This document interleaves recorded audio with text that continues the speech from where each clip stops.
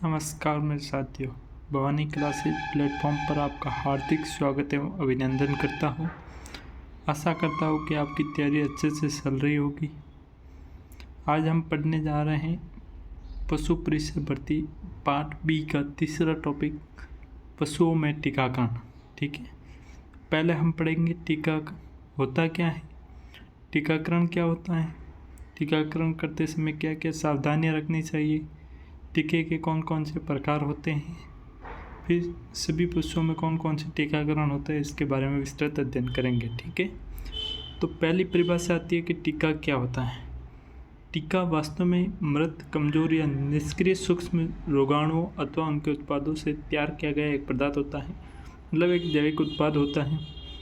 यदि शरीर में प्रविष्ट कराया जाए तो बिना रोग उत्पन्न किए, ये रोग उत्पन्न नहीं करता है शरीर में प्रविष्ट कराने के बाद, बल्कि बचावकारी कोशिकाओं का शरीर में निर्माण करता है। और ये बचावकारी कोशिका जिनका शरीर में निर्माण करता है वो एंटीबॉडीज़ का निर्माण करती हैं, जिससे शरीर के अंदर रोग प्रतिरोधक क्षमता उत्पन्न होती है। ठीक है, तो ये टीके की परिभाषा हो गई। इसके बाद टीके की खोज किसने की, तो 1798 ईस्वी के अंदर एडवर्ड जेनर नामक वैज्ञानिक थे।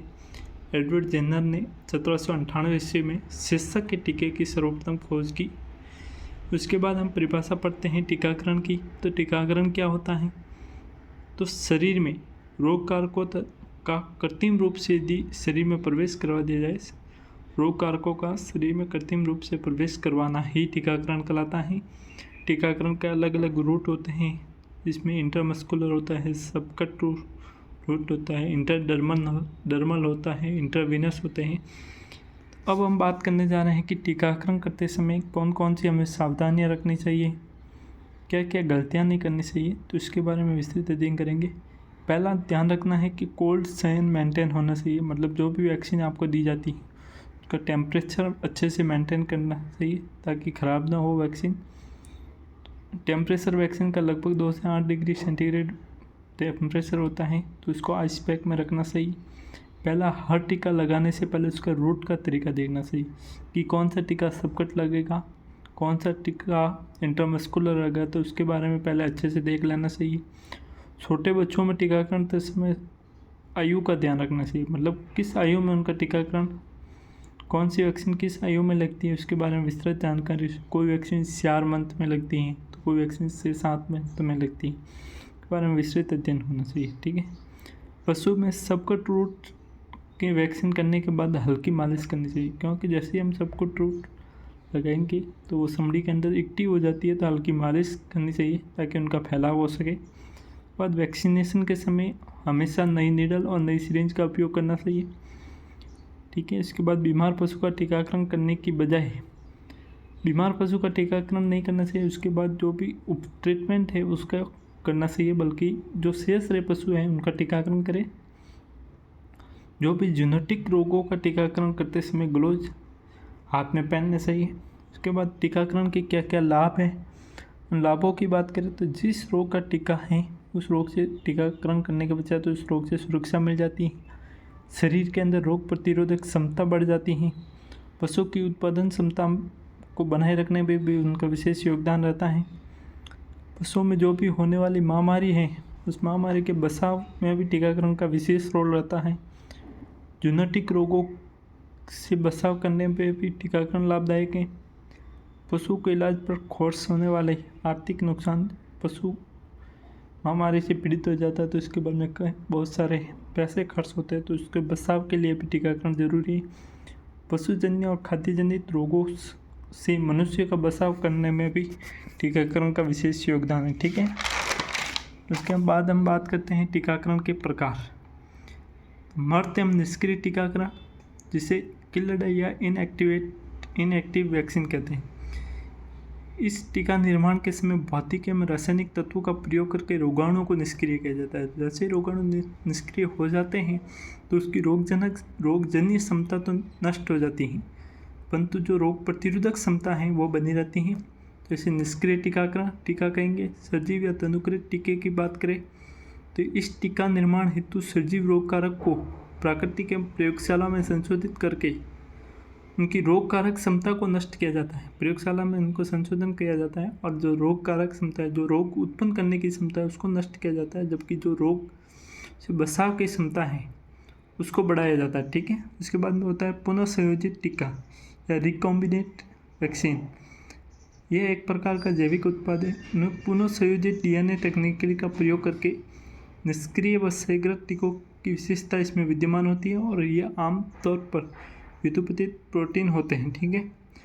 तो ये हो गए तीनों टीके के प्रकार। उसके बाद में गाय भैंसों का मुख्य टीकाकरण की बात करें तो गाय भैंसों में पहला टीकाकरण होता है खुरपका व मुंहपका। एक टेट्रावैलेंट वैक्सीन है। एफएमडी की बात करें तो इसका प्रथम टीका 4 माह की उम्र पर लगता है। उसके बाद 4 सप्ताह के बाद में उसका बूस्टर वैक्सीन की जाती है। फिर हर 6 माह के अंतराल में इसका वैक्सीनेशन किया जाता है एफएमडी का। ठीक है। तो एफएमडी टीकाकरण वर्ष में 2 बार होता है। एक मार्च अप्रैल में होता है, एक सितंबर अक्टूबर में। मुख्यतः गाय भैंसों में होता है। 5 ml वैक्सीन लगती हैं और वो भी डीप आईएम लगती है, इंट्रामस्कुलर लगती है। ठीक है। इसके बाद हम बात करें एसएस की, गलघोटू की। तो गलघोटू की बात करें तो ये मई जून मानसून पार प्रवेश होने से 15 या 20 दिन पूर्व इस वैक्सीन को लगाया जाता है। इसका भी प्रथम बार टीका की बात करें तो 6 माह की उम्र में लगाते हैं। और गलघोटू मुख्य रूप से भैंस में होने वाला रोग है। उनमें 2 प्रकार की वैक्सीन आती है। एक अनएक्टिवेटेड वैक्सीन आती है जो 2 ml सबकट लगाई जाती है, और एक आती है किल्ड वैक्सीन जो 10 ml सबकट लगाता है। ठीक है। और भेड़ बकरी में 5 ml सबकट। ठीक है। उसके बाद बीक्यू की बात करें तो ये भी मई जून में मानसून प्रवेश से पूर्व लगाते हैं। उसका भी पहला टीका 6 माह की उम्र में लगाया जाता है। यह भी एक अनएक्टिवेटेड वैक्सीन यदि बात करें तो ये 2 ml सबकट ऑल एनिमल में लगाते हैं। किल्ड की बात करें तो 10 ml सबकट गाय भैंसों में, और भेड़ बकरी की बात करें तो 2 ml सबकट। ठीक है। उसके बाद में ब्रुसेलोसिस की बात करें तो इम्पोर्टेंट है। 3rd ट्राइमेस्टर में इसमें एबॉर्शन होता है। एक जूनोसिस रोग मतलब जो मनुष्य पशुओं से मनुष्य में फैलता है। ठीक है। उन रोगों को हम जूनोसिस रोग कहेंगे। तो ब्रुसेला एक जूनोसिस रोग है। 6 से 8 माह की, पहला बात याद रखना है कि 4 से 8 माह की। दूसरी बात याद रखना है कि मादा बच्चा नर में नहीं लगता है, केवल मादा में लगता है, और संपूर्ण जीवन में केवल एक बार लगता है। ठीक है। उसके बाद हम टिटनेस की बात करें तो टिटनेस एंटीटॉक्सिन जो टिटनेस होने के बाद लगाते हैं 1500 से 3000 इंटरनेशनल यूनिट सबकट रूट में लगाते हैं होने के बाद। और यदि होने से पूर्व की बात करें तो टिटनेस टॉक्साइड लगाया जाता है 5 ml सबकट प्रति वर्ष। ERV की बात करें तो एंटी रेबीज वैक्सीन की बात करें तो रोग होने से पूर्व तक केवल 1 ml सबकट या IM प्रति वर्ष लगाया जाता है। लेकिन यदि रेबीज हो जाता है तो इसके बाद पूरा शेड्यूल फॉलो करवाया जाता है, जिसके अंदर 60 टीके लगते हैं। 0, 3, 7, 14, 28 और 90 डे पे लगते हैं। ये पूरा शेड्यूल फॉलो करना पड़ता है रोग होने के बाद। ठीक है। उसके बाद होता है इन्फेक्शियस बोवाइन राइनोट्रैकिटिस। IBR की बात करें मुख्यतः गाय भैंसों में होता है। 2 ml सबकट वैक्सीन लगता है और प्रति वर्ष लगती है। इसके बाद रिंडरपेस्ट की बात करें तो ये सभी पशुओं में होता है। 1 ml सबकट लगता है और प्रति 3 वर्ष में केवल एक बार लगता है। ठीक है। उसके बाद हम बात करते हैं CBPP। ये कैटल और बफेलो में 1 ml सबकट प्रति वर्ष लगता है। इसके बाद हम थैलेरियोसिस की बात करें तो ये मुख्य रूप से केवल गायों में लगता है और 3 ml सबकट लगता है और प्रत्येक 3 साल में एक बार लगता है। ठीक है। ये तो हो गए गाय भैंसों के टीकाकरण। अब हम बात करते हैं भेड़ बकरी के टीकाकरण। भेड़ बकरी की टीकाकरण की बात करें तो FMD मुख्यतः गाय भैंसों में होती है, लेकिन भेड़ बकरी में भी इसका वैक्सीनेशन किया जाता है। तो 2 ml सबकट वर्ष में केवल 2 बार। मुख्य रूप से याद रखना सिपोक्स वैक्सीन 0.5 ml सबकट केवल भेड़ में होता है और प्रति वर्ष होता है। ठीक है। ERV anti rabies vaccine 1 ml सबकट प्रति वर्ष। एंथ्रेक्स वैक्सीन की बात करें तो 1 ml सबकट प्रति वर्ष। एंथ्रेक्स वैक्सीन मुख्यतः भेड़ों में। BQ वैक्सीन 5 ml सबकट प्रति वर्ष। यह भी मुख्यतः गाय भैंसों में होती है, लेकिन भेड़ बकरियों में भी लगा लेते हैं। ठीक है। ETV की बात करें फड़किया रोग मुख्यतः भेड़ों में होता है। 2.5 ml सबकट लगता है और प्रति 6 माह में उनका वैक्सीनेशन किया जाता है। ठीक है। उसके बाद टिटेनस की बात करें 3 ml सबकट प्रति वर्ष लगाया जाता है भेड़ बकरियों में। CCPP रोग की बात करें तो 0.2 ml मतलब 0.2 ml इंट्राडर्मल मतलब त्वचा के अंदर लगाया जाता है, ठीक है। ये केवल बकरियों में लगाया जाता है और प्रति 100 माह में लगाया जाता है, ठीक है। बाद यदि हम घोड़ों का टीकाकरण की बात करें तो घोड़ों में मुख्य रूप से दो टीकाकरण होते हैं। एक होता है इक्वाइन इन्फ्लुएंजा, केवल घोड़ों में लगाया जाता है। 1 ml सबकट लगाया जाता है और प्रतिवर्ष लगाया जाता है।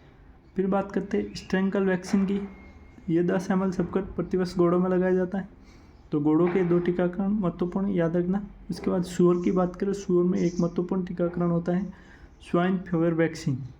1 ml इंट्रामस्कुलर लगाते हैं प्रतिवर्ष, ठीक है। उसके बाद होता है कुत्तों और बिल्ली में। तो कुत्तों और बिल्ली में कैनाइन डिस्टेम्पर होता है, 6 सप्ताह में लगाया जाता है। 1 ml चमड़ी में और मांस में, ठीक है। इसके बाद रिपीट किया जाता है 6 सप्ताह के बाद 10 सप्ताह का हो जाता है, जिसको पुनः ये डोज रिपीट करते हैं।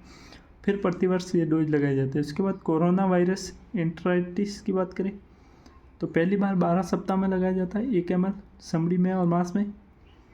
और रिपीट की बात करें तो 15 सप्ताह में रिपीट किया जाता है और फिर प्रतिवर्ष लगाया जाता है, ठीक है। उसके बाद में हम बात करते हैं लेप्टोस्पायरोसिस।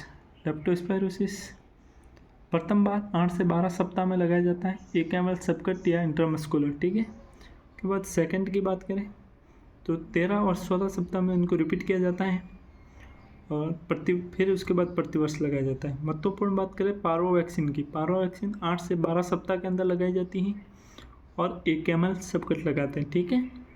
फिर प्रतिवर्ष उसको रिपीट किया जाता है।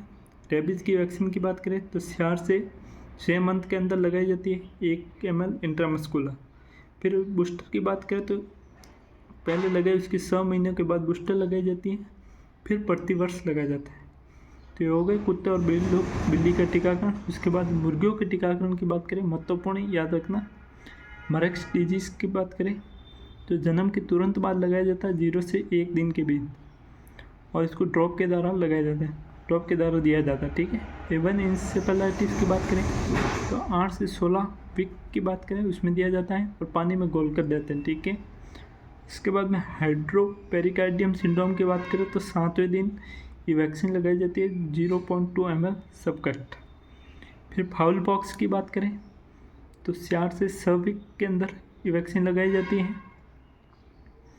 और 0.5 ml सबकट इंट्रामस्कुलर दोनों रूट में लगा सकते हैं। फिर फाउल टाइफॉइड की बात करें तो 6 वीक में लगाई जाती है 0.2 ml सबकट लगाते हैं, ठीक है। उसके बाद फाउल कोलेरा की बात करें 8 से 12 सप्ताह के अंदर लगाई जाती हैं और 0.5 ml सबकट लगाई जाती है, ठीक है। तो ये था हमारे पशुओं में टीकाकरण वाला टॉपिक। थोड़ा डिफिकल्ट है और जिनके पीछे हमने अंडरलाइन किया है वो बहुत ही महत्वपूर्ण है, उनको विशेष रूप से आपको याद रखना है। धन्यवाद। यदि वीडियो अच्छा लगा हो तो भवानी क्लासेज प्लेटफॉर्म को लाइक कीजिएगा, शेयर कीजिएगा और सब्सक्राइब कीजिएगा ताकि जो भी नोटिफिकेशन या वीडियो अपलोड करें वो आप तक पहुंच सके। धन्यवाद।